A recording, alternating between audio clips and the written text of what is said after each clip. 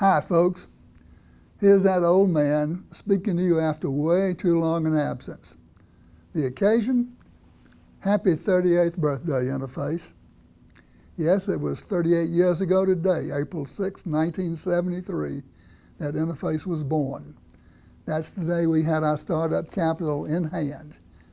Everything up to that day was conception and gestation, starting with a gleam in my eye to do my own thing. And here we are today, our company at 38, coincidentally the same age I was in 1973. So thank you, people of Interface, for your steadfast devotion to our company. We have come a long way, but the best is yet to be. Maybe I should take a minute and bring you up to date on me, so you know firsthand. The best indicator of how I'm doing is the CT scan that I get every 3 months at MD Anderson in Houston. The last two have been headed in the wrong direction, but the doctors seem confident that my next treatment, which may involve radiation, will get on top of it. I can only hope they're right. When my blood counts are good, I feel good, and that's a good sign. And I have gained weight through the whole entire time I have been receiving chemotherapy, and that is frankly ridiculous. So what's the bottom line for me? I wish I knew. Whether I can keep the beast at bay or even beat it will be determined by good doctors, good medicines, lots of positive thinking and prayers, and my own strength. The answer lies in that combination, and I do appreciate your positive thoughts and prayers. I appreciate them more than you know, and I'm positive that they help. I hope you will keep it up. I think we must all hope our lives will have counted for something good during our brief visit to this blue and green living planet called Earth, the third planet from a star named Sol. What our lives count for is our legacy. For me, the first thought is of family. My wife, Pat, my two daughters, Marianne and Harriet, their 5 children, Jay, John, and Patrick Lanier, Melissa and McCall Langford, and now Melissa's daughter, Bailey Isabel Heflin, my great-granddaughter. Then there is this third child of mine, Interface, now 38 years old. It has grown up to be something of which I am very proud. For the last 16 years, this third child of mine has been on a course that is very dear to me, climbing that mountain called Mount Sustainability. I can't say whether I'll see the view from the top, but I want you to see it. And I want you to see the day when the Interface model has become the accepted business model for the most successful companies on the earth. I want you to feel the joy of having led the transformation of the worldwide industrial system. I want you to enjoy the prize that goes with being among the first to reach the summit of Mount Sustainability. I want you to truly appreciate the wisdom of doing well by doing good and the huge shift in thinking that has led us on this journey. So let's revisit, for some of you, old ground, maybe new ground for many of you. As a 76-year-old great-grandfather, I presume I qualify as an elder, and as such can take some liberties in what I say, under the heading Learned Wisdom. So the learned wisdom I want to leave you with today is in 3 parts. The first is this: questions can have great power. It was a question from our customers in the summer of 1994 that led us at Interface to our sustainability mission. The question, what is your company doing for the environment?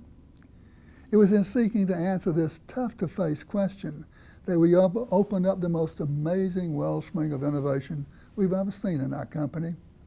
The quest for sustainability, zero environmental footprint, zero impact, has turned out to be so right and so smart in environmental terms and in pure business terms. For one thing, it has had a profound effect on organizational cohesiveness. A shared higher purpose will do that. Moreover, our costs are down, not up. Our products are the best they've ever been, and the goodwill of the marketplace is enormously gratifying. Truly, we have discovered that it really is possible to do well by doing good, and that this is a better business model in every way. Secondly, in my 55 years of business experience, I've come to realize that creativity in an organization is unleashed by bold, visionary leadership that sets aspirations so high they take the breath away. I once talked to a NASA scientist during that period after the Apollo series of moonshots. He told me that NASA was floundering, beset with low morale. People who had put men on the moon were bailing out. When I asked him why, he made the most surprising statement. He said that President Kennedy's challenge to put a man on the moon and return him safely to Earth before the end of the decade of the 60s turned out to be too easy. Kennedy's vision, as ambitious as it had seemed, was not ambitious enough. Having put men on the moon, NASA had nothing more to challenge them. I very much had that in mind when we launched our sustainability initiative at Interface in 1994. I challenged our company to go clear to the top of Mount Sustainability, the point at the top representing zero impact, zero footprint by the year 2020. Believe me, it is a very high mountain, higher than Everest. Today we call this initiative Mission Zero. And 16 years later, we're more than 60% of the way to the summit, zero footprint, with 10 years to go. Remembering Kennedy, I also challenge you people of Interface to go beyond sustainable and make our company a restorative company, doing good for the earth, not just no harm, and putting back more than we take. When the original task force heard this on August 31, 1994, they responded with incredulity. They said, "That sounds like perpetual motion. How do you do that?" Notice another question. How do you do that? We talked about it and concluded that if we could develop a clear meaning of sustainability as a goal for Interface and begin to move in a demonstrable, measurable, transparent, credible way toward that goal, we might influence others to move too. And that's how we could become restorative, through the power of influence. Not just what we ourselves did, but also what we influenced others, even competitors, to do. As weird as it sounds, though Interface has a long way to go to the top of Mount Sustainability as we define it, zero footprint, that last 40% or so, I expect we're already restorative through influence. Impossible, you perhaps think? But as Amory Lovins, co-founder and chief scientist at the Rocky Mountain Institute, says, if something exists, it must be possible. Here's my punchline. If we, $1 billion global petro-intensive company, can do it, it's not only possible, but anybody can do it. And if anybody can, it follows that everybody can. Here's another question. What is your mindset? At Interface, our high calling that takes the breath away is to shift the paradigm, beginning in our own minds and our own company. The power of a question. Here's my last question to you. Will we, the larger collective we, shift paradigms and do it in time? That is the question of our era. The heck of it is, it's up to you and me. And that is why Interface has been called by some truly knowledgeable people the most important company on earth. It's only right that if you create the legacy, you should share it. I truly hope you feel that you do share it. And do you know what? There's something that lies beyond what we can see or even imagine today.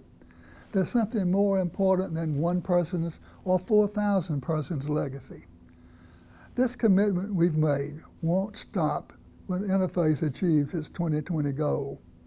There must be another goal, the pursuit of which keeps you bonded to one another, building on the success of that thought to be impossible mountain climb.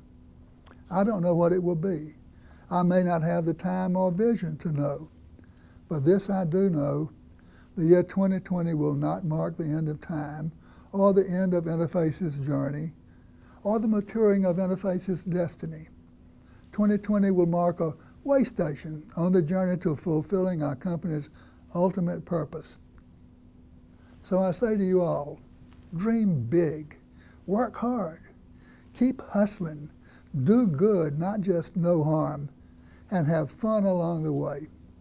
I will be with you every step of the way, in body, then in spirit. God bless.